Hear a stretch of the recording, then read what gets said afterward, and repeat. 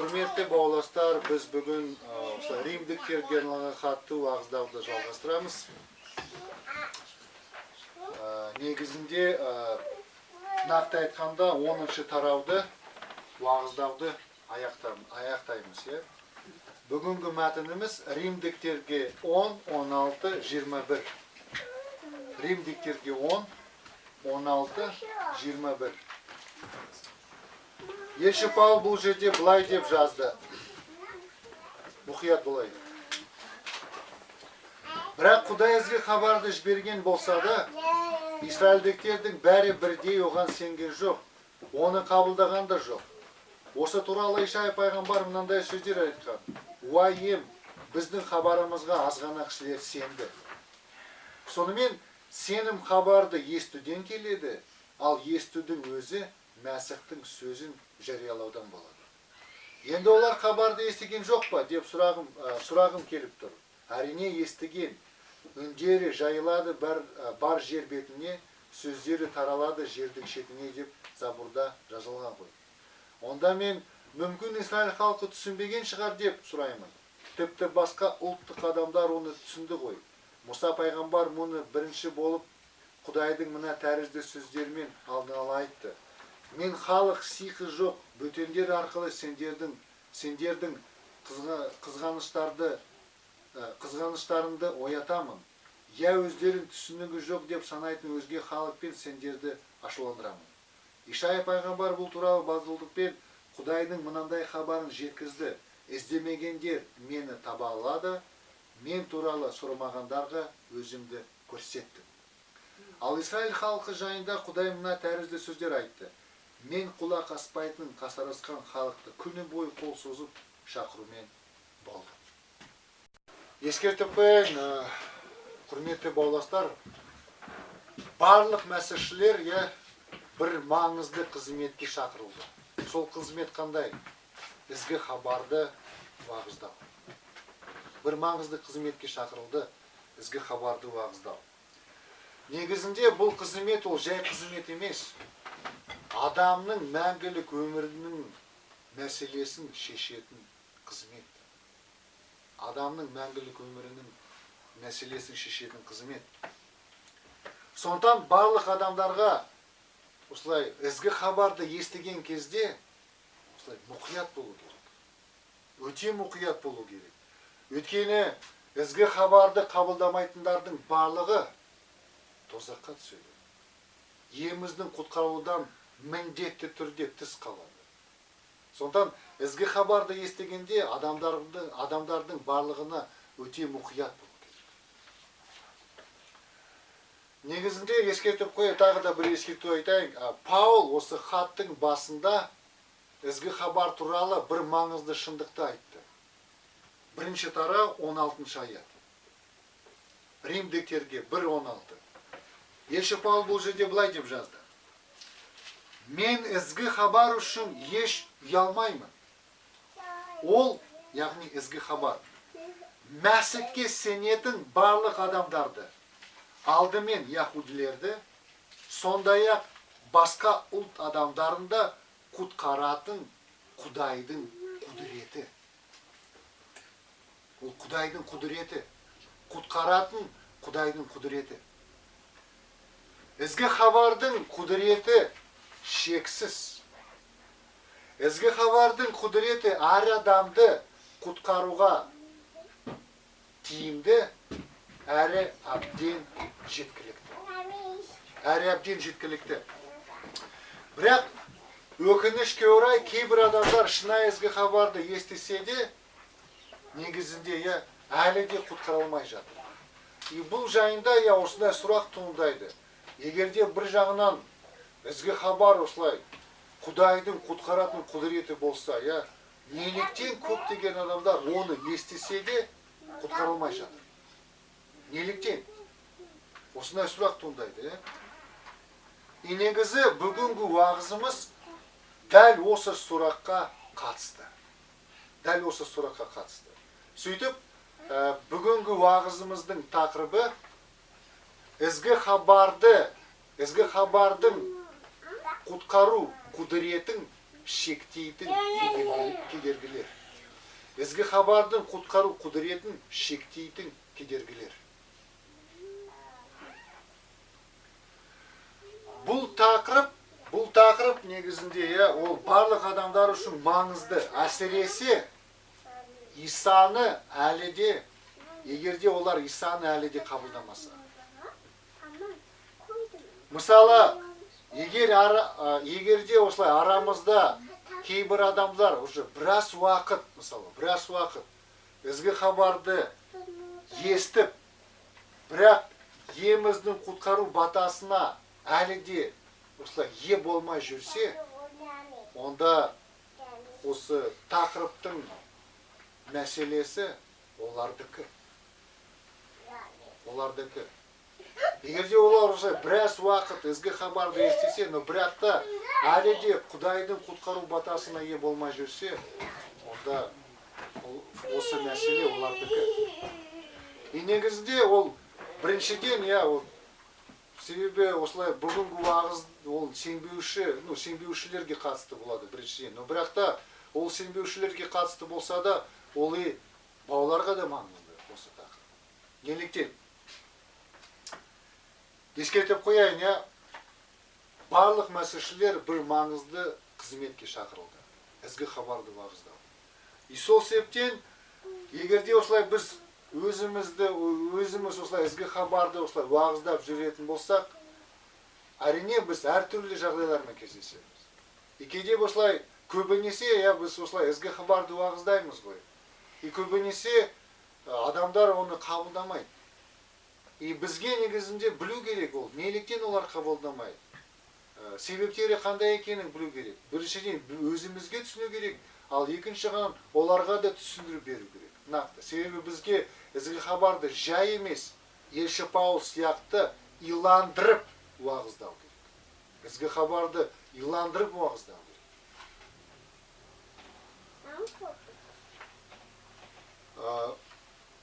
Паул бұл мәтінде Израиль халқы туралы тақырыпты жалғастырып жатыр. Еміс оларды баласы ретінде қабылдаса да, мысалы Израиль халқы баласы ретінде қабылдаса да, олармен әлденеше рет келісім жасаса да, киелі үй, Таурат заңы және оның уәделері солардың үлесінде болса да, олардың көбі бәрібір еміздің құтқару батасынан тыс жүрді. И Паул осы жерде жалпы Израиль халқының рухани мәселесіне қатысты ізгі хабардың құтқару құдіретін нақты қандай кедергілер шектейді деп көрсетеді. Мысалы, осы мәселені көрсетеді. Ізгі хабардың құтқару құдіретін нақты қандай кедергілер шектейтінінің себебін көрсетеді. Сонымен келері осы аяттар арқылы ізгі хабарға қатысты тағы да бір маңызды шындықты көрсетеді. Шындық мынау. Құдайдың батасынан тыс қалмау үшін,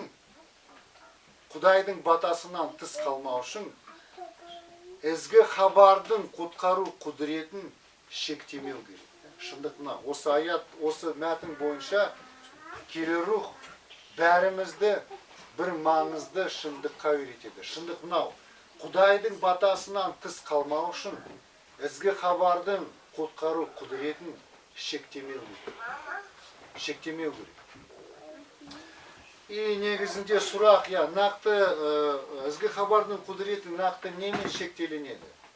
И Паул бұл жерде Израиль халқының өміріне қатысты ізгі хабардың құдіретін шектейтін үш кедергіні көрсетеді. Бірінші кедергі мынау. Ізгі хабарға сенбеушілік таныту. Ізгі хабарға сенбеушілік таныту. Назарымызды 16-шы, 17-шы, 18-шы аятқа аударайық. Паул бұл жерде былай деп жазды. Бірақ Құдай ізгі хабарды жіберген болса, Израильдіктердің бәрі бірдей оған сенген жоқ. оны қабылдағандар жоқ. Осы туралы Ишай пайғамбар мынандай сөздер айтқан: "Уа ем, біздің хабарымызға аз ғана кісілер сенді. Сонымен сенім хабарды естуден келеді, ал естудің өзі Мәсіхтің сөзін жариялаудан болады. Енді олар хабарды естіген жоқ па деп сұрағым келіп тұр. Әрине естіген. Үндері жайылады бар жер бетіне, сөздері таралады жердің шетіне деп Забурда жазылғаны деп оқыдық. Израиль халқының туп аталары сенім арқылы ақталса да, халық көбінесе Таурат заңының талаптарын орындау арқылы ақталғысы келді. Сөйтіп олар, Израиль халқы, олар Құдайдың Иса арқылы берілген шынайы әділдігін менсінбей, сенім арқылы берілген әділдігін менсінбей, басты орынға Тауратты орындау арқылы жеке әділдікті қойғысы келді. Берілген әділдікті менсінбей, жеке әділдікті басты орынға қойғысы келді. Таурат заңын орындау арқылы. Сөйтіп, израильдіктерде осылай, ізгі хабар үшін, ізгі хабарға қатысты, екі азғыру болды. Бірнеше азғыру болды. Біреу, құтқарушы Мәсіх, ол айқыш ағашта шегеленіп өлген Иса. Негізі олар осындай хабарды қабылдауға қабілетті болған жоқ. Олар үшін, израильдіктер үшін ол азғыру болды. Неліктен? Себебі айқыш ағаш туралы Тауратта мынандай сөз болды. Заңды қайталау 11:23. Себебі ағашқа ілінген әркім Құдайдың қарғысына ұшырап тұрады. Сол себепте олардың көбі былай ойлады: Құдайдың қарғысына ұшыраған кісі қалай Мәсіх құтқарушы бола алады? Осындай түсінік болды. Егерде Иса осылай айқыш ағашта ілініп өлсе, ол Құдайдың қарғысына ұшырады. Егерде ол Құдайдың қарғысына ұшырса, ол қалай құтқарушы Мәсіх бола алады? Осындай азғыру болды. Екінші азғыру сенім арқылы құтқарылуы. Себебі ізгі хабар қалай? Иса құтқарушы, екінші шындық, оған сену керек, сенім арқылы құтқарыламыз. Деп осылай шындықты айтып отырмыз ғой біз, ізгі хабарды таратқанда. Израильдіктер үшін осылай екінші азғыру сенім арқылы құтқарылу. Себебі Тауратта бұл жөнінде былай жазылған. Левлеттер 25:18. Менің ережелерім, мен шешімдерімді сақтап орындаңдар, сонда елде аман есен тұратын боласыңдар. Яғни, израильдіктердің түсінігі бойынша Құдайдың барлық баталары Таураттың талаптарын орындауға ғана қатысты. Осылай ойлады. Сол себептен израильдіктердің көп ізгі хабар барлық жерде уағыздалса да, ізгі хабарға сенбеушілік танытты. Қабылдамады, сенбеушілік танытты. Ескертіп қояйын, ізгі хабардың құтқару құдіреті әр адамды құтқаруға тиімді әрі әбден жеткілікті. Бірақ оған сенбеушілік көрсеткен адамдар құтқарыла алмайды.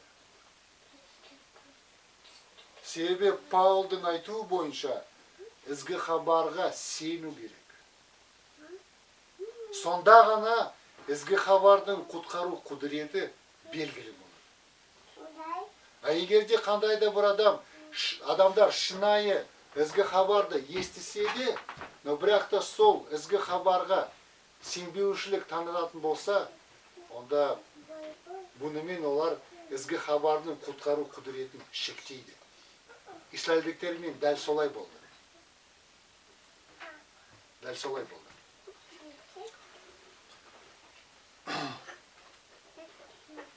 Но бірақ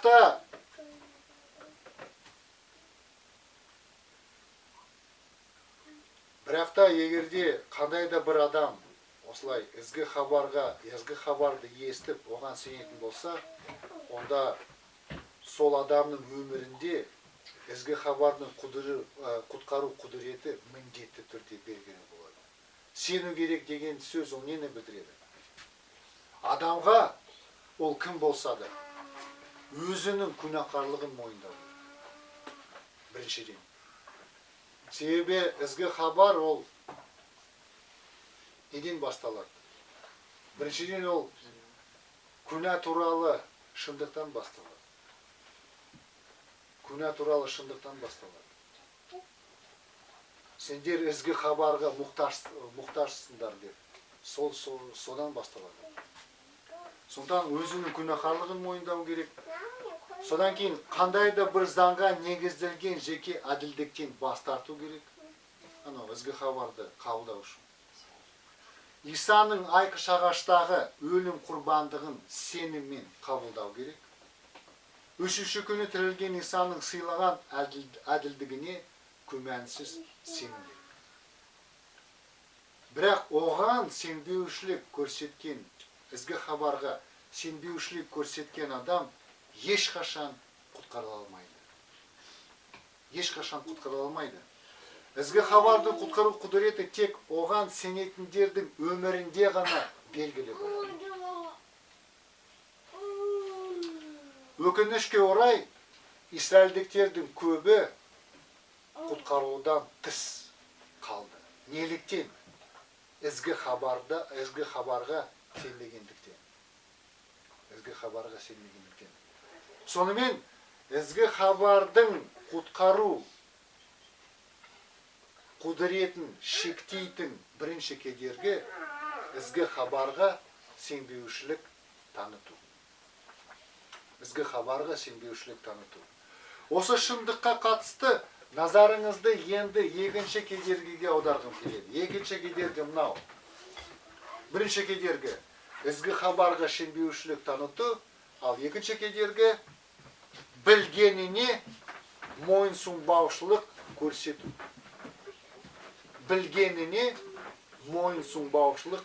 көрсету. Назарымызды енді 19 және 20 аятқа аударайық.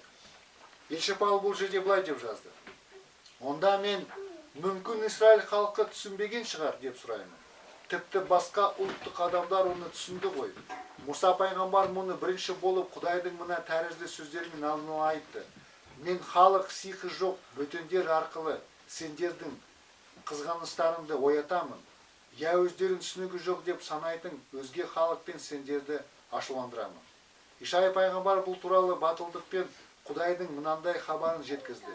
Іздемегендер мені таба алады, мен туралы сұрмағандарға өзімді көрсетті. Бірінші кедергі, біз ана бірінші кедергіні өттік қоя. Бірінші кедергі Паулдың бірінші сұраққа қатысты болды. Сол аяттарда Паул осындай сұрақ қойды. Олар хабарды естіген жоқ па? Естіді, бірақ та сенбеушілік көрсетті. Ал екінші кедергі Паулдың екінші сұрағына қатысты. Бұл жерде Паул екінші сұрақ қойып отыр, 19 аятта. Мүмкін Израиль халқы түсінбеген шығар. Израиль халқы үшін ізгі хабарда үшіншіде азғыру болды. Қандай азғыру? Басқа ұлттық адамдардың құтқарылуы.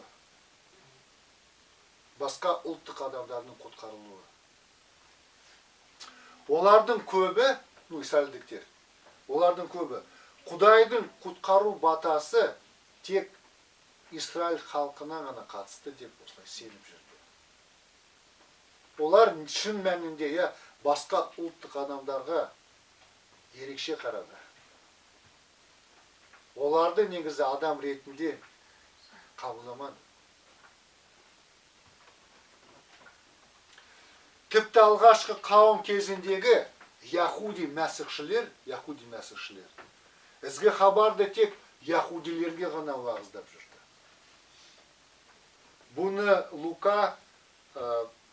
Бұл жөнде Лука былай деп айтты. Елшілердің істері 11-18. Олар, яғни Яхуди мәсіхшілер, ізгі хабарды тек яхудилерге ғана уағыздап жүрді.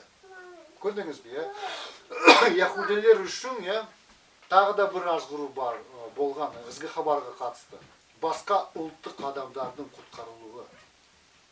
Олардың түсінігі бойынша құтқарылуы ол тек қана израильдіктерге қатысты. Сол себепті олар көбінесе Құдайдың құтқару батасы тек жалғыз Израиль халқына ғана емес, басқа ұлттық адамдарға да беріледі деген шындыққа мойынсұнғысы келмеді. Осы шындыққа мойынсұнғысы келмеді. Бірақ Паулдың айтқаны бойынша, израильдіктер осы шындықты міндетті түрде білуге тиісті еді. Басқа ұлттық адамдарда құтқарылады деген шындықты міндетті түрде білуге тиісті еді. И Паул бұл жерде осылай Таураттың екі жерін келтіріп отыр. Біреуі Мусаның айтқаны, ал екіншісі Ишая пайғамбардың сөзі. И олардың екеуі де сендердің орнына, мысалы израильдіктердің орнына, менің батам басқа ұлттық адам, менің батама басқа ұлттық адамдар ие болады дегенді білдіреді. Сол себептен олар, яғни яхудилер, осы шындықты міндетті түрде білуге тиісті еді. Құдай тек оларды емес, и басқа ұлттық адамдарды да құтқарады деген шындықты міндетті түрде білуге тиісті еді. Себебі осы аяттарда, 19 аятта Паул екі сөзді қолданады. Бүтіндер және түсінігі жоқ өзге халық. Ол кімдер? Олар басқа ұлттық адамдар. Сонымен ізгі хабардың құдіретін шектейтін екінші кедергі білгеніне мойынсұнбаушылық көрсету. Себебі израильдіктер Таурат заңын оқу арқылы еміз басқа ұлттық адамдарды құтқаратынын міндетті түрде білуге тиісті еді. Ал соңында осы шындыққа қатысты үшінші кедергіге, назарымызды үшінші кедергіге аударайық. Үшінші кедергі Құдайдың рақымын жеткізетін киелі рухты қорлау.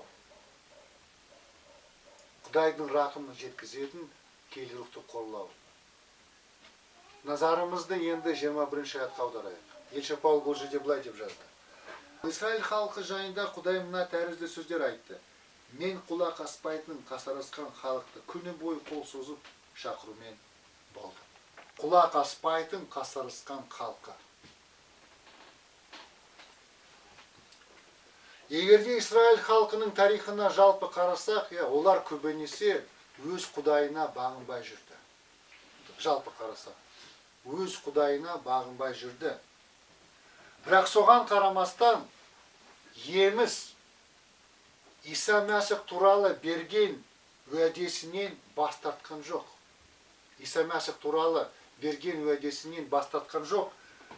Өзінің халқын сақтап, олар арқылы бұл дүниеге Мәсіх құтқарушыны берді.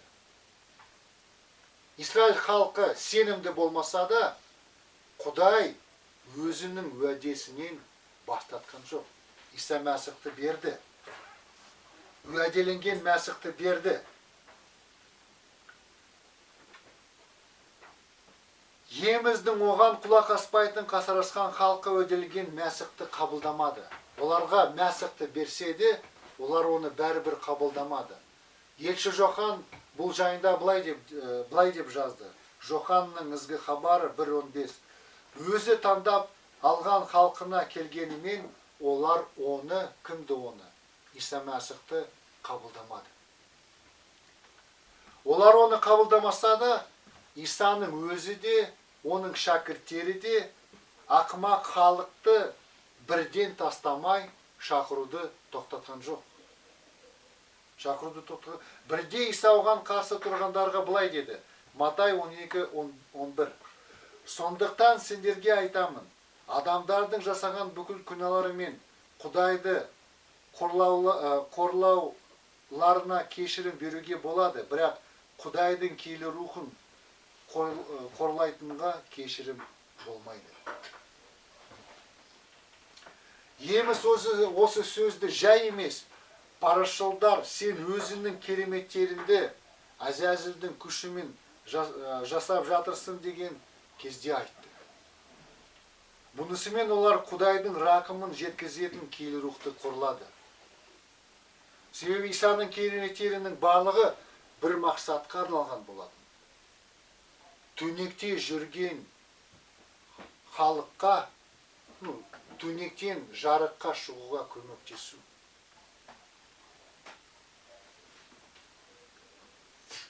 Бұл жерде де солай. Еміс күні бойы қол созып, оларды қаншалықты шақырса да, қасарысқан халқы Құдайдың рақымын жеткізетін рухты қорлап жүрді. Степан сенбеуші яһудилердің күйін суреттеп былай деді. Елшілердің істері 7:51. Ата-бабаларыңызға ұқсап киелі рухқа әлі де қарсы шығып келе жатырсыздар. Негізінде Құдайдың рақымын жеткізетін киелі рухты қорлау деген күнә кешірілмейтін күнәлардың бірі. Еврейлерге арналған хаттың авторы бұл шындық жайында былай деді. Еврейлерге 10:29 мағыналық аударма. Құдайдың рақымын жеткізген киелі рухты қорлаған әркім ауыр жазаға лайықты. Ауыр жазаға лайықты. Сонымен құрметті бауырластар, ізгі хабардың құтқару құдіреті қаншалықты күшті болса да, оны шектейтін кедергілері де бар. Біреуі ізгі хабарға сенбеушілік таныту, екіншісі білгеніне мойынсұнбаушылық көрсету, үшіншісі Құдайдың рақымын жеткізетін киелі рухты қорлау. Осылардың бәрі адамның бөлінген табиғатына, әрі оның жеке еркіне қатысты мәселелер. Демек, Паул 9-шы тарауда адамның құтқаруына қатысты еміздің шартсыз таңдауы туралы шындыққа үйретсе де, ізгі хабарға қарсы осы кедергілерге жасайтындардың барлығы еміздің сотынан құтыла алмайды. Құдай оларды жазалайды. Олар жауапты. Құдайдың таңдауы болса да, адамдар өз әрекеттеріне жауапты болады.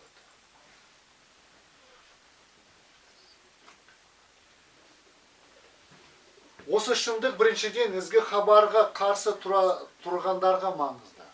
Мысалы, егер қандай да бір адам біраз уақыт ізгі хабарды естісе, бірақ оның жеке өмірінде ізгі хабардың құтқару құдіретінің игі әрекеті әлі де белгілі болмаса, онда сол кездегі яһудилердің мәселесі оныкі. Ол бұнымен қарсылық білдіріп жатыр. Сол адам ізгі хабарға жай емес, белсенді түрде қарсылық білдіреді, көрсетеді. Себебі ол кісі ізгі хабардың құтқару құдіретін саналы түрде шектеп жатыр.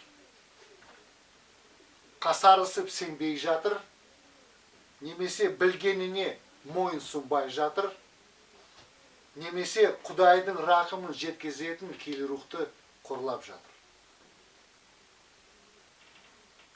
Ондай кісінің жағдайы өте қауіпті. Егерде еміс ізгі хабарға қасарысып тұрған өзінің таңдап халқын аямаса, басқа ұлттық адамдарды да аямайтыны сөзсіз. Демек, сондай адамға ізгі хабардың құтқару құдіретін шектеуді тоқтату керек. Нақты айтқанда, сенбеушілік танытуды мойынсұнбаушылық көрсетуді, Құдайдың рақымын жеткізетін келірухты қорлауды тоқтату керек. Керісінше оған Исаның өліп қайта тірілгеніне сену керек. Мәсіхтің өлімі бойынша менің барлық күнәларым толық кешірілді, және оның қайта тірілуі бойынша менің барлық әділетсіздігім толық ақталды деген нақты сенім болу керек.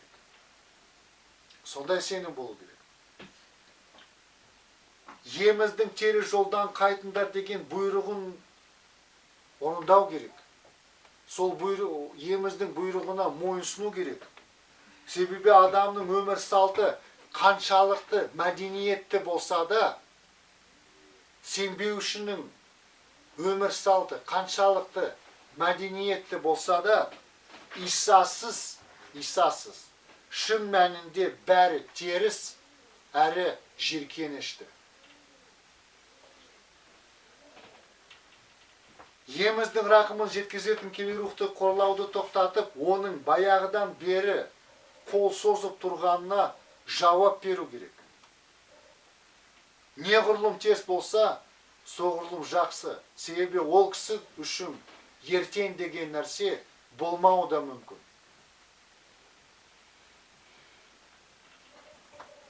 Ол кісі үшін қасарысқан яһудилердің мысалы бекер болмасын.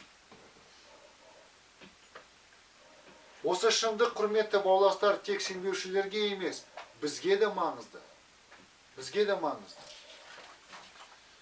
Осы шындық бойынша сыйынып, емізді үздіксіз мадақтау біздің парызымыз.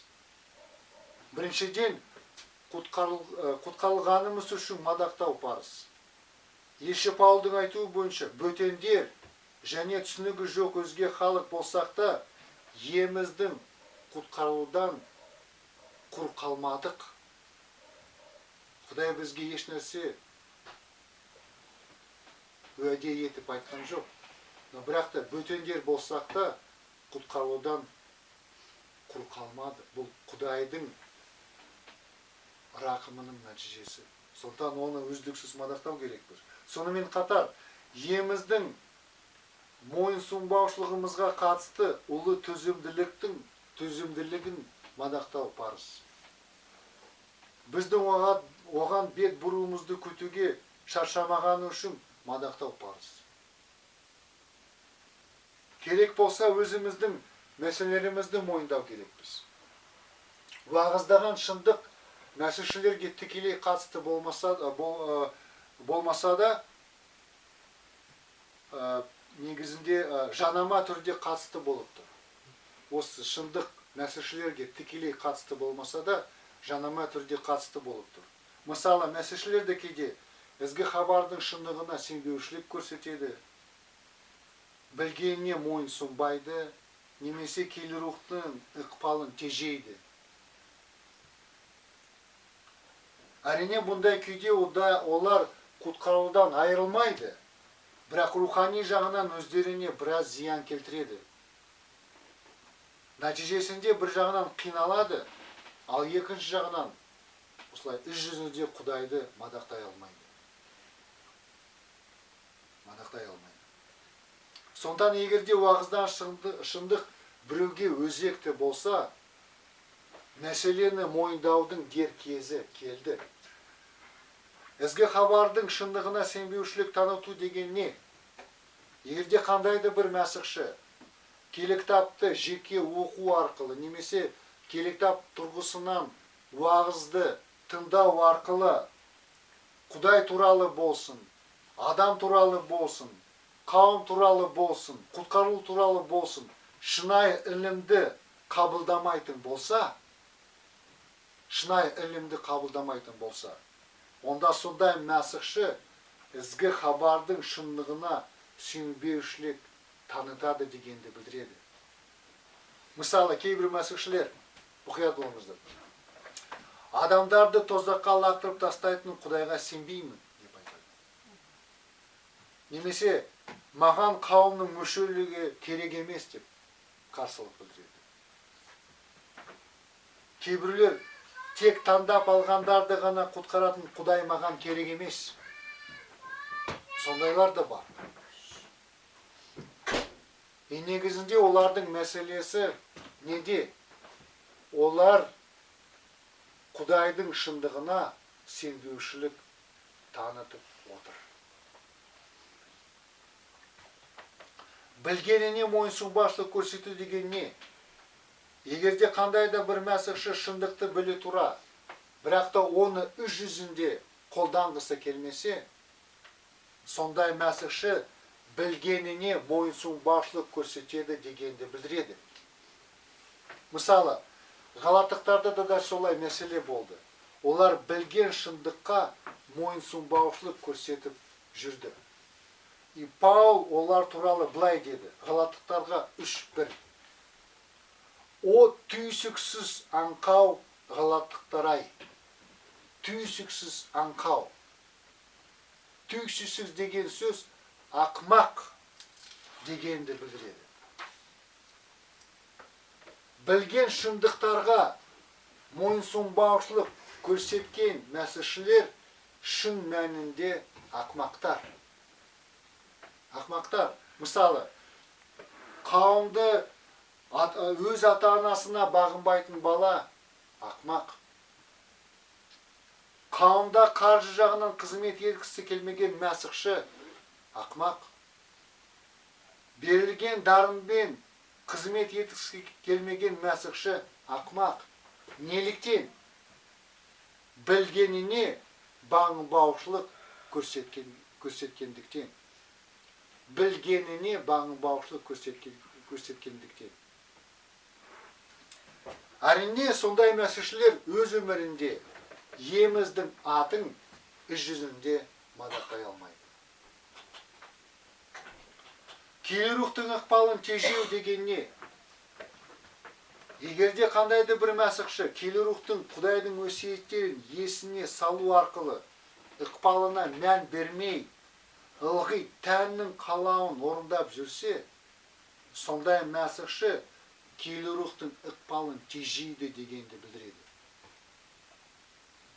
Мысалы, егерде қандайды бір бауырым мұқтаж болып тұрса, оған көмектесуге қабілетін болса, бірақ бірінің ауыр жүгінді екіншін көтерісіңдер деген өсиетті орындамауға сылтау іздесем, онда бұнымен менің киелі рухтың ықпалын тежеп тұрғаным.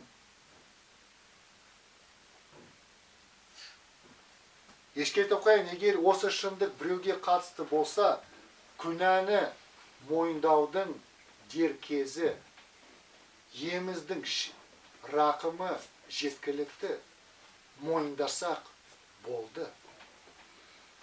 Күнәнің атын айтсақ болды. Сонымен қатар тағы да бір нәрсені айтқым келеді. Паул 17 аятта былай деді. Сонымен сенім хабарды естуден келеді. Ал естудің өзі мәсіхтің сөзін жариялаудан болады. Осы аят адамның құтқарылуы уағызсыз еш мүмкін емес дегенді білдіреді. Оған ізгі хабарды есту керек. Есту керек. Демек, барлық мәсіхшілер еміздің шартсыз таңдауы бар екеніне қарамастан ізгі хабарды барлық адамдарға уағыздау керек. Сонымен, құрметті бауырластар, бүгін Құдай бәрімізді бір маңызды шындыққа үйретті. Қандай шындыққа үйретті? Құдайдың батасынан тыс қалмау үшін ізгі хабардың құтқару құдіретін шектемеу керек. Біз адамдар немен осы ізгі хабардың құтқару құдіретін шектей алады? Ізгі хабарға сенбеушілік танытса, білгеніне мойынсұнбаушылық көрсетсе, Құдайдың рақымын жеткізетін киелі рухты қорласа. Аумин.